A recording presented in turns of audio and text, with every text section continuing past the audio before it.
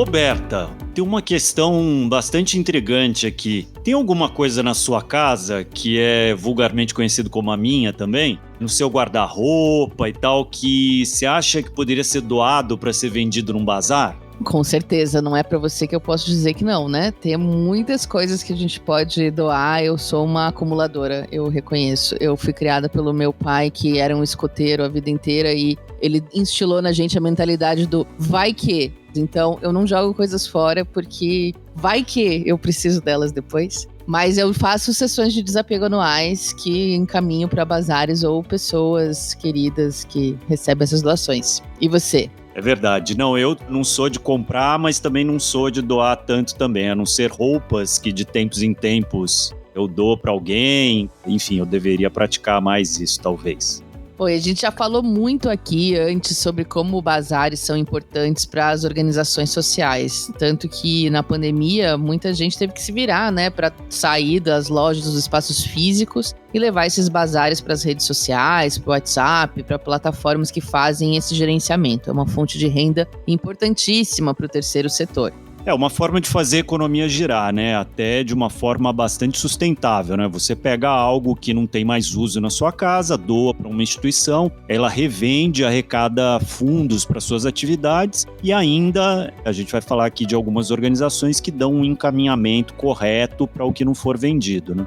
Sim, essa doação pode tanto ser vendida como virar uma doação para quem tem menos do que você e principalmente, né, tirar isso de um ciclo de descarte sem reciclagem, né? O que vai para o lixão às vezes pode ser um luxo para outros, é um ganha-ganha. E tem organizações que fazem isso numa escala enorme, né, que aceitam grandes móveis, eletrodomésticos, tem caminhão para ir buscar na sua casa. E uma dessas organizações muito conhecida em São Paulo é as Casas André Luiz. Então hoje a gente vai bater um papo bem interessante com eles para entender como funciona essa modalidade de doação aqui no Aqui se faz, aqui se doa.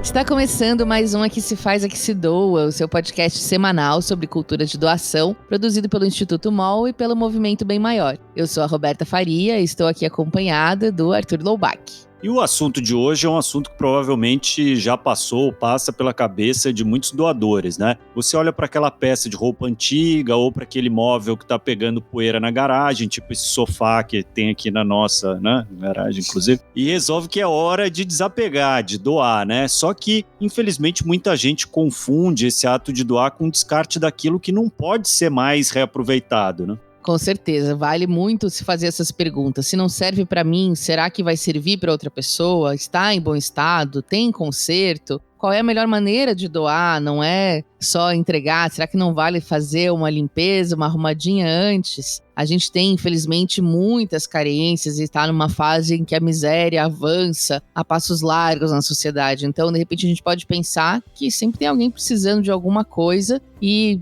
então, tudo bem eu doar qualquer coisa. Mas não é por aí. A gente tem que se perguntar se a gente está sendo doadores responsáveis. Senão, ao invés de ajudar a instituição, a gente cria um fardo para ela, porque ela precisa depois se desfazer dessa doação que foi incorreta e isso cria um novo custo para ela, um novo trabalho. Além desses questionamentos que são importantíssimos, tem também uma curiosidade com esses mega bazares. Eu mesmo já me perguntei várias vezes, né, como que isso é feito, né? Se tem uns umpa-lumpas lá que ficam consertando as coisas e tal. É muito legal que a gente esclareceu bastante essa estrutura aqui. E esse esclarecimento serve até para entender a importância dessas organizações na cadeia produtiva, na cadeia, né, do descarte, né? O consumo engloba também a parte do pós, né, que muitas vezes é esquecido pelas empresas. São boas perguntas mesmo, e a gente vai conversar sobre essas e outras questões com o Rubens Oliveira, que é gerente de doações e logística da Casas André Luiz, que realiza há mais de 70 anos um trabalho de atendimento a pessoas com deficiência. Atualmente, eles cuidam de mais de 1.700 beneficiários em suas unidades, entre ambulatório e unidade de longa permanência em Guarulhos. E eles também são muito conhecidos pelo Bazar. Tem várias lojas espalhadas por São Paulo, onde muita gente montou sua primeira casa. E no meu caso foi esse. Quando eu cheguei em São Paulo, 15 anos atrás, foi na Casas André Luiz que eu comprei uma geladeira, o sofá, a mesa da cozinha, a estante de livros. Tenho muito carinho por esse lugar e sei que muita gente tem essa história também.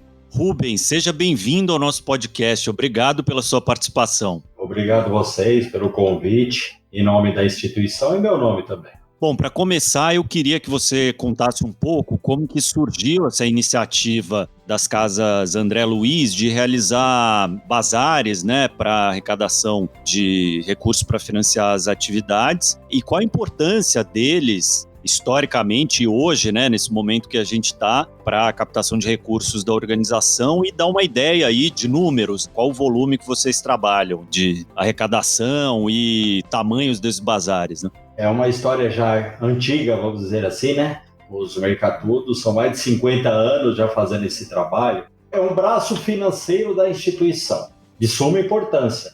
E é um trabalho que, no meu ponto de vista, lógico, e a instituição sabe disso e é muito visível e notório isso, né? Devido às doações que nós recebemos. A importância também de você fazer esse trabalho de recolher esse material. Muitos dos materiais que nós recolhemos, eles estariam nos rios, nas ruas, quando você retira um guarda-roupa, um sofá, você não sabe onde estaria, na verdade, se não fosse a instituição. E outras instituições que ao longo desses 50 anos foram nascendo e fazendo também esse trabalho, né?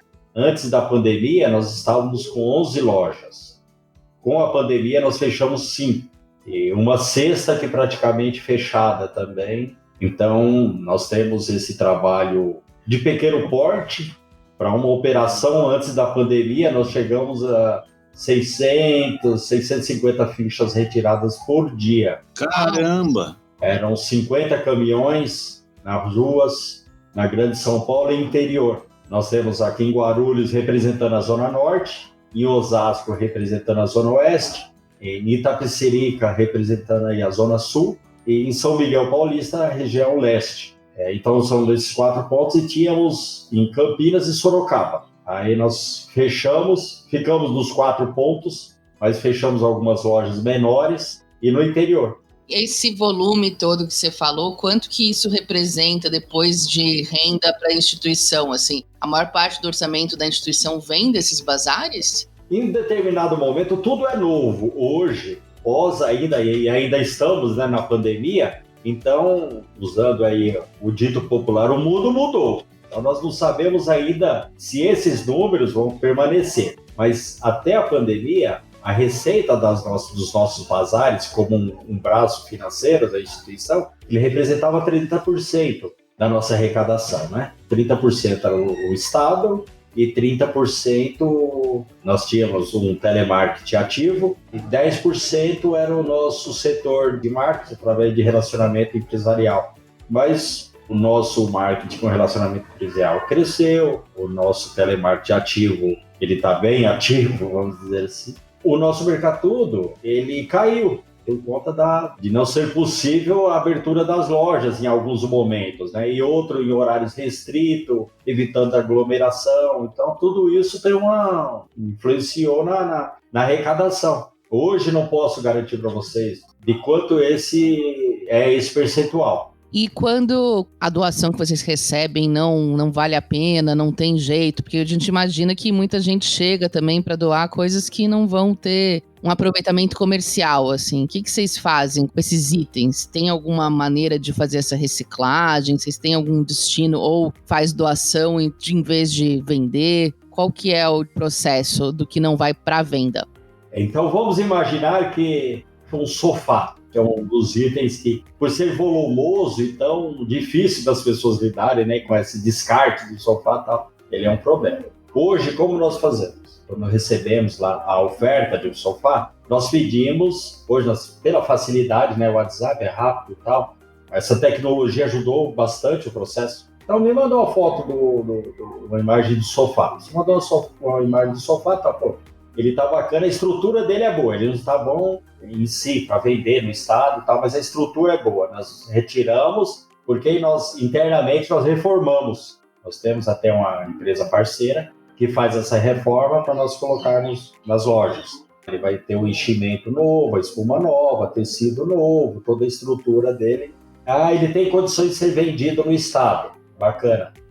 Pegamos e colocamos lá um valor, às vezes não precisa, só higienização, que também temos, tá? Um processo de higienização aqui com maquinário adequado, faz a higienização do produto e coloca na loja.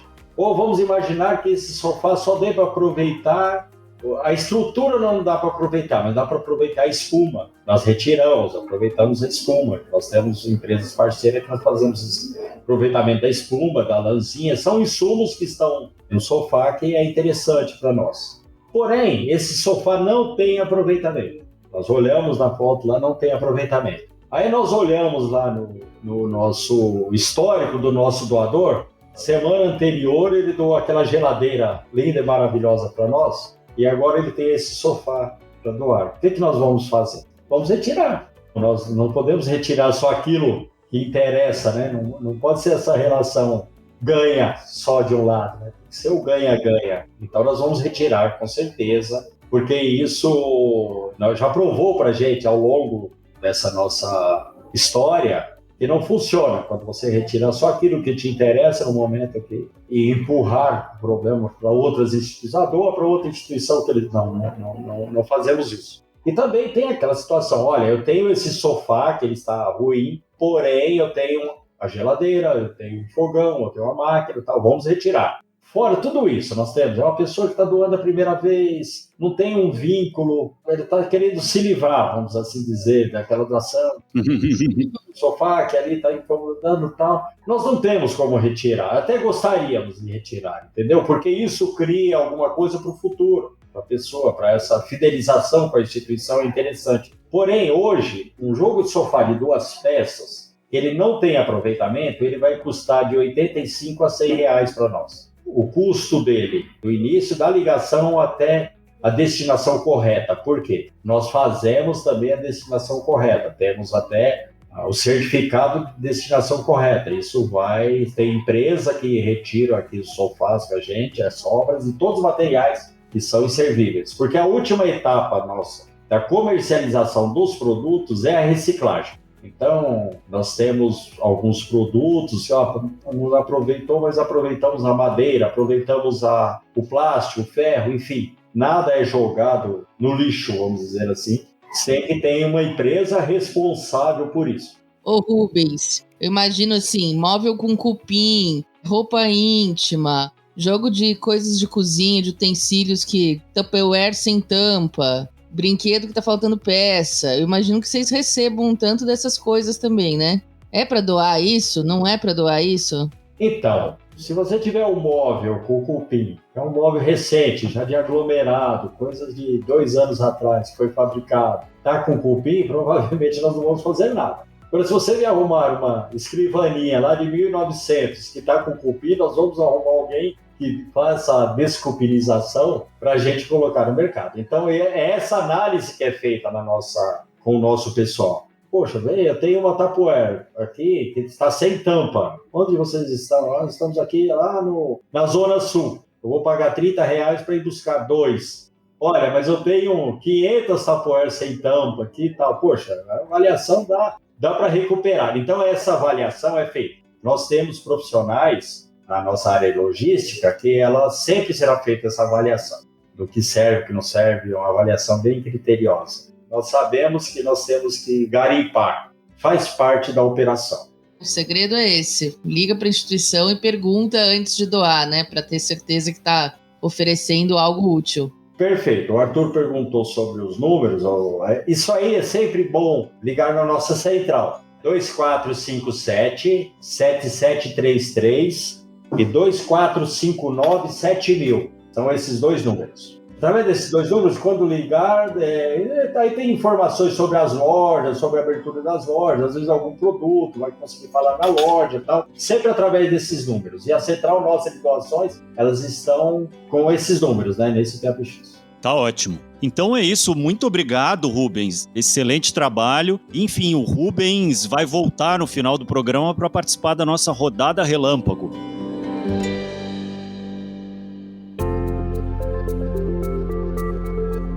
Bom, legal, né? Bom conhecer como funciona. Acho que todo mundo conhece, já teve algum contato, já ouviu falar sobre as casas André Luiz, mas não imaginava o tamanho dessa operação, né? Rubens deu ali algumas dicas de o que pode ser descartado, o que não pode, o que pode ser encaminhado, né, para eles e o que tem salvação ou não. Eu acho que são as perguntas que a gente tem que se fazer sempre, né? Não dá para confundir doação com lixo, não é, como ele falou ali, um lugar para desovar coisas, né, que estão ali na sua quinta geração, depois de passar pelo quinto estágio. Não dá para se livrar de coisas que não servem para ninguém caminhando para uma organização desse tipo, né? É isso, Arthur, a gente tem que pensar, por que eu quero doar? Se eu não vou usar essa roupa, esse sofá, o que quer que seja, por que outra pessoa usaria? Se eu não mereço esse item nesse estado, por que outra pessoa merece, né? Qual é essa motivação? E depois também, como encaminhar essa doação? A gente vê relatos de gente que recebe doações de roupas, por exemplo, de roupas chegando rasgadas, meia sem par, roupa suja, né? Vamos pensar com mais carinho em quem recebe, né? Dá pra gente doar algo que esteja limpo, arrumado, dobrado, embalado? Acho que são reflexões importantes pra gente se fazer antes de encaminhar qualquer coisa para doação. E é importante dizer, né, que embora as casas André Luiz tenham aí uma capilaridade bem grande e tudo, não são só eles que fazem isso, né? Tem organizações aí em muitos lugares do Brasil que recolhem, né, materiais aqui mesmo em São Paulo, pensar nas organizações grandes. O GRAAC, a ACD, por exemplo, tem bazares, e a Associação Beneficente Santa Fé, que é uma ONG que atende meninas e meninos em situação de risco, inclusive elaborou um guia com boas práticas de como fazer a doação. Além dessas perguntas, né, que a gente falou agora, eles orientam que você conheça a organização para quem está doando, saiba se a causa deles é compatível com seus valores, suas crenças, né, para que isso faça sentido, ter um propósito mesmo, né? E também vale pensar se você está doando ou criando um problema para a ONG. Tem que considerar ela como um parceiro, lembrar sempre que você está fazendo uma doação, isso tem que gerar um bem social. Ou seja, né, é um problema prático e às vezes até ambiental, se você considerar os materiais que podem levar séculos para se decompor e ainda gerar resquícios, né, contaminar o solo, a água. A gente tem que pensar a doação dentro da lógica dos 3 R's, né? Vamos olhar para as coisas que a gente tem em casa, e geralmente a gente tem mesmo muito mais coisa do que a gente precisa e consome muito mais do que é necessário, né? Outro dia a gente viu esse dado, né, Arthur, que se todo mundo consumisse no mesmo ritmo do Brasil, a gente precisaria de 1,8 planeta para dar conta da produção, do quanto a gente consome e extrai da Terra. Então, a gente olhar ao nosso redor e pensar onde que eu aplico esses 3 R's, o que eu posso reutilizar, o que pode ser reciclado, né, o que pode ter um reuso interessante, inteligente, necessário para outras pessoas. E vale sempre o toque de que, mesmo se não tiver uma organização para você encaminhar, você mesmo pode fazer essa doação, né? Sempre vai ter uma pessoa na sua comunidade, algum parente, alguma coisa que precisa de um aparelho, alguma coisa que você está trocando e pode ter utilidade, né? Sempre o trabalho comunitário é importante. Eu, quando morava sozinho, eu era uma espécie de casas André Luiz, né? Tinha assim, era o meu sofá, o meu fogão, minha geladeira, era tudo dado por alguém que não queria mais, como eu não ligava que fosse de segunda mão, estava ótimo. Eu resolvi o problema de algumas pessoas e o meu também. Mas a Associação Santa Fé, ela recomenda também que você seja transparente na doação de móveis, eletrônicos, né? Avisando se ele tiver quebrado, o que tiver com problema, né? Inclusive para facilitar o trabalho da organização na hora de consertar. Foi o que a jornalista Carolina Marcondes fez. Ela é doadora recorrente de roupas, móveis, eletrodomésticos para o Exército da Salvação, que é outra organização que faz esse tipo de trabalho, e ela contou para nós sobre a experiência que ela tem. Eu costumo doar eletrodomésticos quando eu faço alguma troca, móveis e roupas para o Exército da Salvação. Por exemplo, recentemente eu comprei móveis para o quarto do meu filho, porque ele tinha uma cama, daquelas camas pequenas, e ele cresceu e ele não cabia mais na cama. A cama estava em perfeito estado, ela era aquelas camas que parecem carros de corrida. A cama estava perfeita, só que ele não cabia mais, então eu fiz a doação. Junto com essa cama, eu doei uma cômoda que estava com o fundo de uma das gavetas solto. Eu avisei para o Exército da Salvação deste problema e eles disseram, não, tudo bem, a gente consegue consertar. Então, quando eles vieram buscar a cômoda, eles já sabiam do problema. Quando você vai fazer uma doação, você tem que ser honesto, né? E explicar se tem algum problema com aquele móvel. Uma vez eu doei uma máquina de lavar que estava com problema de centrifugação. Eu também avisei e eles pegaram a máquina mesmo assim, dizendo que era um problema que eles conseguiriam facilmente resolver. Roupas, eu costumo doar muita roupa do meu filho, porque ele tem 6 anos e ele tá crescendo muito rápido. Fica inútil para ele em um prazo muito rápido. Às vezes a roupa tá em bom estado e não serve mais nele. A destinação ecológica de roupas, como a Carolina contou que faz com as peças do Jonas que não servem mais, é muito importante. O setor têxtil é responsável pela geração de 170 mil toneladas de resíduos por ano, sendo que 80% deles vão parar em lixões e aterros, segundo dados divulgados pelo Sebrae em 2018. Em São Paulo, no pré-pandemia, eram geradas cerca de 63 toneladas de resíduos têxteis por dia, a maioria concentrada no Bom Retiro, no Brás, na Vila Maria, região ali de produção de roupas. Um estudo de 2017 do Global Fashion Agenda e do The Boston Consult Group mostra que, mundialmente, apenas 20% do descarte de roupas é coletado para reuso e reciclagem, enquanto a maior parte acaba em aterro sanitário ou é incinerado. De acordo com um relatório também de 2017 da Fundação Ellen MacArthur, no mundo, o equivalente a 1 caminhão de roupas é enviado para aterro ou incineração a cada segundo. Uau, é muita coisa, né? E esse consumo fast fashion, né? A coisa de mudar as modas com tanta frequência e de estar sempre consumindo a última moda faz com que a gente acumule e jogue fora coisas que ainda são importantes, ainda são muito utilizáveis só porque saíram do padrão social do momento, né? Para piorar ainda esses dados, menos de 1% das fibras têxteis usadas na produção de roupas são recicladas e destinadas para produzir novas peças. 70% dos itens de vestuário coletados nos Estados Unidos e na Europa, por exemplo, estão em condições boas o suficiente para serem reutilizadas. É uma perda econômica mundial, estimada em 500 milhões de dólares, fora o impacto ambiental. E tem dinheiro parado também no seu guarda-roupa, viu? É uma forma de subverter a nossa dica para quem diz: "Mas eu não tenho dinheiro!"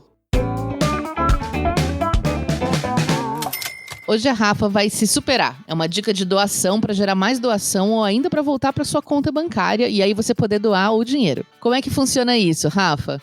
Funciona bem demais para os desendinheirados desse Brasil, viu, Roberta? E olha, eu vou te falar que dessa vez esse quadro vai mesmo se superar no Aqui Se Faz, Aqui Se Doa, viu? Se você não me conhece, eu sou Rafaela Carvalho, aqui da MOL, e toda semana eu trago pro nosso podcast alguma dica de alguma coisa que você pode doar e que não é dinheiro. Aliás, se você não tem dinheiro, a dica de hoje é mais do que especial, porque você vai poder fazer uma doação ou até mesmo um bom negócio. Eu quero falar para vocês do Repassa, que é um dos maiores brechós online do Brasil.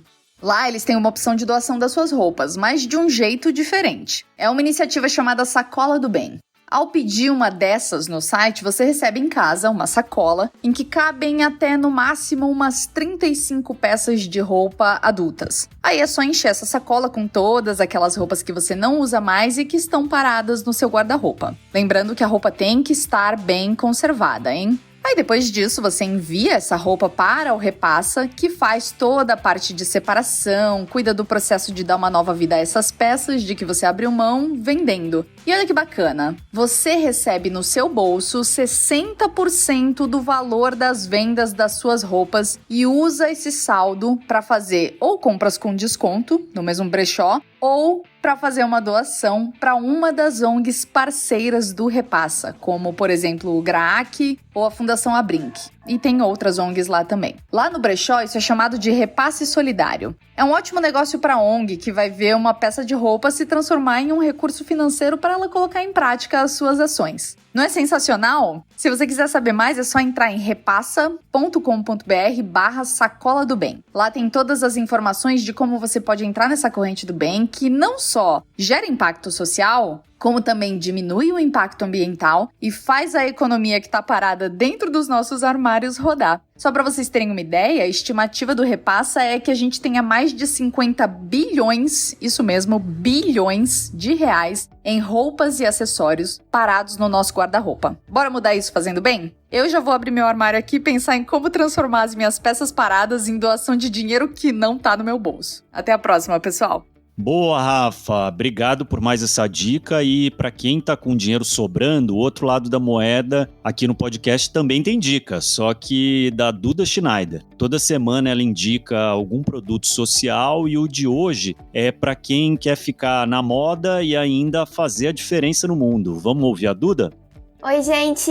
Eu sou a Duda Schneider e esse é o nosso quadro Produto Social da Semana. Como comentamos aqui no episódio de hoje, bazar solidário é uma prática comum a muitas ONGs que têm seus eventos pontuais ou as lojinhas fixas com renda revertida para suas atividades. E no ano de pandemia, essa prática teve que ser reinventada. Uma marca que vem fazendo isso de uma forma incrível é a Troc, o maior brechó online do Brasil, como diz o seu próprio slogan. Na Troc, você pode comprar ou vender as suas roupas e acessórios femininos de forma online, gerando assim um consumo mais sustentável. São focados em marcas premium, que são vendidas com uma economia de até 90% e com autenticação certificada pela curadoria da Troc. Mas o que a gente quer contar aqui mesmo é sobre a ação que eles estão fazendo. Então a Troc disponibiliza o espaço deles para que influenciadoras possam criar seus próprios bazares e reverterem o lucro que elas teriam para organizações que elas apoiam. É só você entrar no site troc.com.br, troc com C mudo, e ir na aba Bazar, que você encontra muitas opções, como o Bazar da Sabrina Sato, que beneficia o Instituto Sabrina Sato, da Aline Gottschalk, em prol do Amigos do Bem, o Bazar em prol do Instituto Luísa Mel, entre muitos outros. E como a gente sempre gosta aqui do Instituto MOL, é bom para todo mundo. As influenciadoras usam sua influência para o bem, a Troc ganha visibilidade no fluxo da loja, a ONG é beneficiada com a doação e a consumidora se beneficia comprando um produto de desejo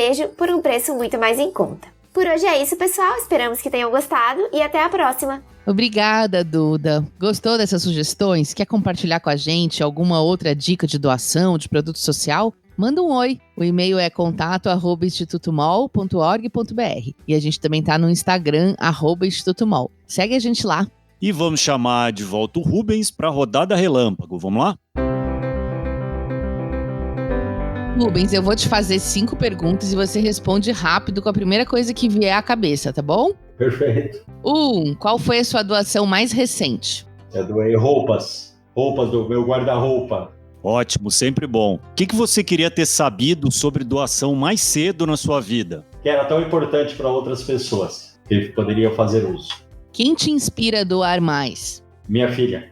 Qual que é a causa do seu coração, a causa mais importante para você hoje? Ajuda as pessoas necessitadas. Agora, para completar a frase. Uma sociedade que sabe o que é cultura de doação é uma sociedade mais... Feliz. Obrigado, Rubens. Muito obrigado, parabéns pelo trabalho que vocês fazem aí. Agradecemos aí em nome da instituição, em meu nome. Espero que tenha sido bem proveitosa aí a nossa... Até mais. E agora acabou mesmo. Mas terça que vem tem mais. Esse podcast é uma correalização do Instituto MOL e do Movimento Bem Maior. A produção é da Graziela Laveso e pelo Instituto MOL colaboraram Débora Rodrigues, Maria Eduarda Schneider, Rafaela Carvalho e Vanessa Henriques. A edição de som é do Bicho de Goiaba Podcasts. Até mais! Até mais, minha gente.